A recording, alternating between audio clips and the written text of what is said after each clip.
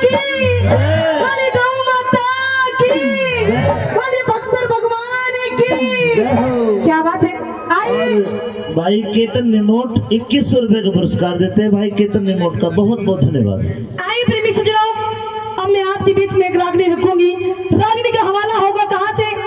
प्रेमी सुनो, रागनी होगी, प्रेमी सुनो, रागनी होगी अंजना पवन के किस्से से। बात उस टाइम की कि जब अंजना की शादी तय हो जाती है पवन भूप के साथ में, और जब शादी तय होने के बाद में उसकी आ जाती है बारात। जब पवन भूप की बारात आ जाती है, जो अंजना की सखी सहेली होती है, वो जैसे पवन भूप को देखती है, एकदम से देखती है सारी सखी सहेली हंस पड़ती है और जाती है जाती है अंजना के पास में। उनको कहने लगी, अंजना अरे तने यो क्या किया? अरे तेरे के माथा फूट गया।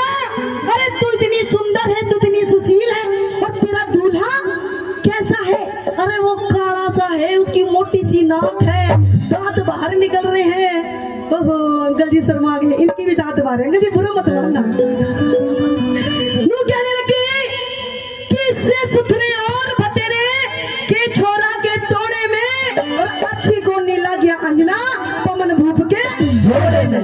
प्रेमी सज्जनों, ये सारी बात उस पवन भूप का मंत्री खड़ा होता है पास में, सुन लेता है सारी बात।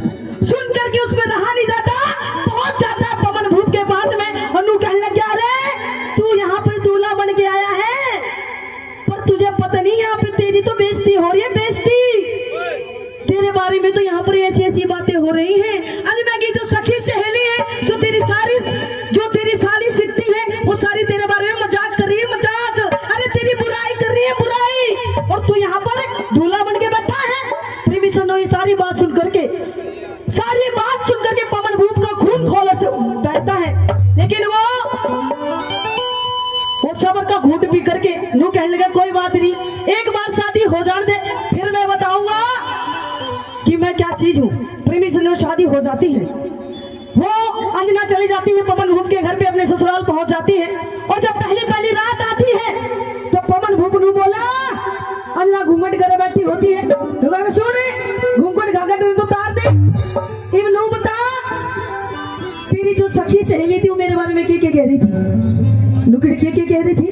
नुकड़ सुन, तेरी सखी सहेली ने जो बोला वो अच्छा नहीं किया, और तू भी वही पास में बैठी थी, तूने उनको एक जवाब भी नहीं दी मेरे बारे में एक बात नहीं बोली तने। आज मैं तने बताऊंगा कि तू कितनी सुंदर है और मैं कितना भूंगा इंसान। प्रेमी सुनो, ये रागनी रखूंगी मैं अंजना पवन के किस्से से, और ये पवन भूप कोई और नहीं थे, ये बालाजी के पिताजी थे। बोले पवन पुत्र हनुमान की। आइए कैसे फौजी जाट मेहर सिंह ने एक एक बात सुनने लायक क्या कह दिया, क्या कहने वाला। आइए जी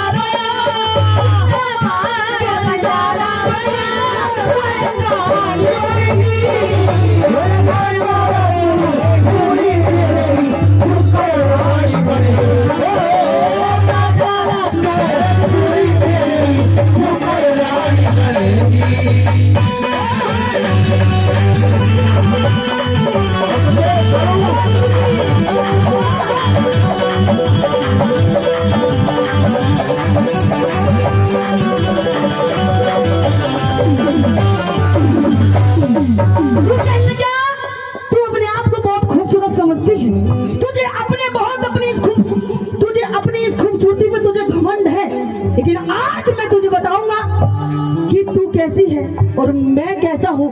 क्या बताया?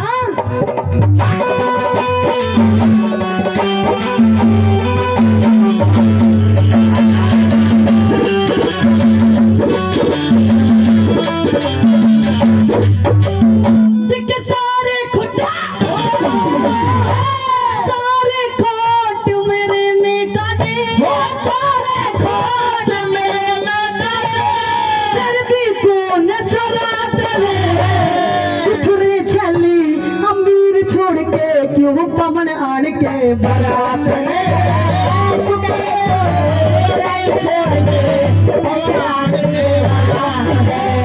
अरे जिंदगी भरना अच्छा हो इस छाती पे मेरे नाम पे गोली मारी कभी समझ लिया मेरे नाम पे गोली मारी कभी समझ लिया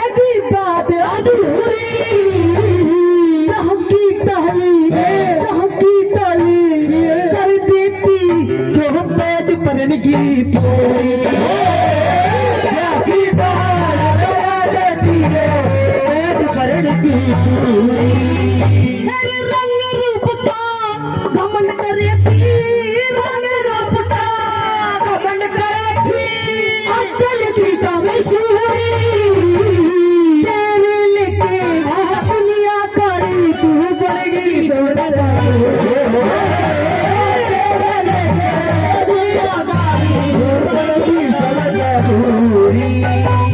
तेरी बोली का चोरी कबारी मिला नहीं चोरी कबारी नहीं मिला तू इसी शिकारी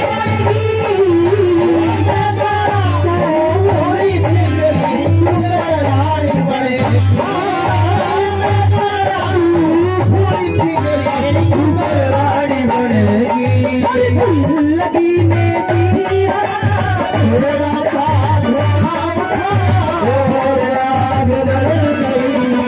मेरी मेरी यार में मेरी मेरी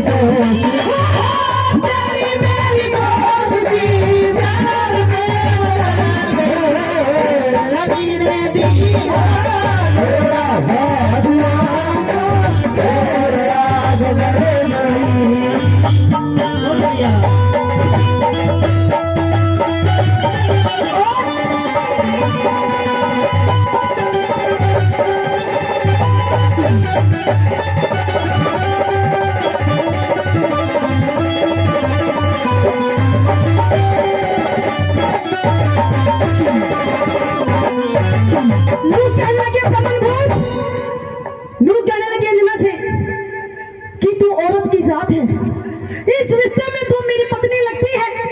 अगर ये बाल किसी और ने बोले होते तो अब तक उसका सर घर से अलग कर देता। तू औरत की जात है, मेरी पत्नी है अब तू। मैं तुझे सजा तो दूंगा, लेकिन कैसी सजा दूंगा? तू कैसी जिंदगी जिएगी ये बताया?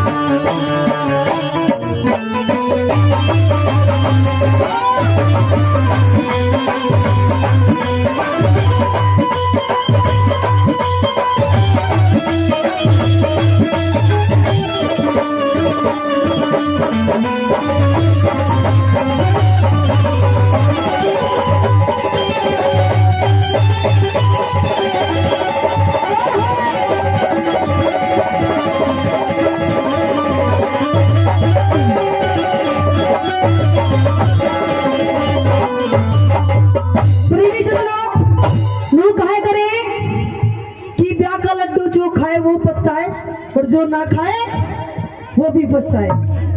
हाँ जी, आपने तो खा रखे हैं लड्डू। हाँ जी, खा रखे लड्डू नहीं खाए? खा रखे कितने? कई खा रखे। ओहो, जब ये दांत टूट रहे इतने। नू क्या करे परमेश्वर दो कि जीवन जीने के लिए एक जीवन साथी की जरूरत पड़ती है। अंजना भी नो कहने लगी मेरी शादी हो गई है, अब 16 श्रृंगार में रहूंगी, साजन मुझे प्यार करेगा, होली दिवाली मनाऊंगी, फाग फागड़ खेलूंगी। रुकी ना, वो कहने लगे अंजना, पवन भूपनू बोला कि सुन, कभी तुम सोचती हो कि 16 श्रृंगार करूंगी, अब होली वाले आने वाली होली खेलूंगी, दिवाली मनाऊंगी? ना ना, तू कैसी जिंदगी जिएगी, तू क्या पहनेगी, क्या खाएगी, मैं डिसाइड करूंगा, मैं तुझे बताऊंगा तू कैसे हाल में रहेगी। अच्छा, एक बात पूछना चाहूंगी, क्या रागनी समझ में आ रही है? बढ़िया लग रही है तो मैं चाहूंगी एक बार दोनों हाथों की जोरदार ताली हो जाए फौजी जाट महर सिंह के लिए। बहुत बहुत धन्यवाद। आइए लास्ट बात के माध्यम से, कैसे महर सिंह जी ने कैसे क्या बताया।